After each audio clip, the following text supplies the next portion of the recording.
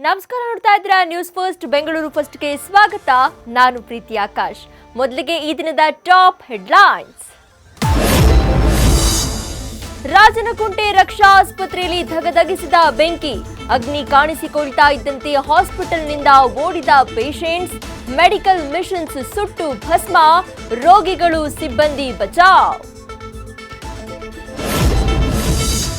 ಬೈದ್ರು ಅಂತ ಮನೆ ಬಿಟ್ಟು ಓಡಿ ಹೋಗಿದ್ದ ಮಗ ವಾಪಸ್. ಪೋಷಕರ ಎದುರು ಬಯಲಾಯಿತು ಆಟೋ ಚಾಲಕನ ಹೈಜಾಕ್. ಮೈ ಮೇಲಿದ್ದ ಚಿನ್ನ ಕದ್ದು ಪರಾರಿಯಾದವನು ಕೊನೆಗೂ ಅಂಧ.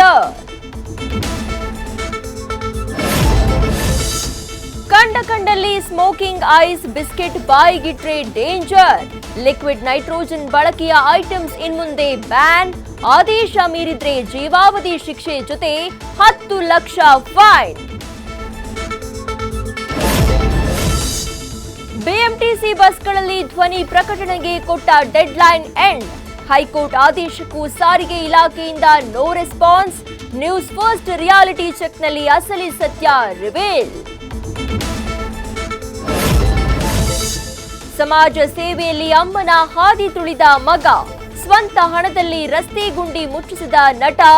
ವಿನೋದ್ ರಾಜ್ ನಿಸ್ವಾರ್ಥ ಸೇವೆಗೆ ಹರಿದು ಬಂತು ಮೆಚ್ಚುಗೆಯ ಮಹಾಪೂರ.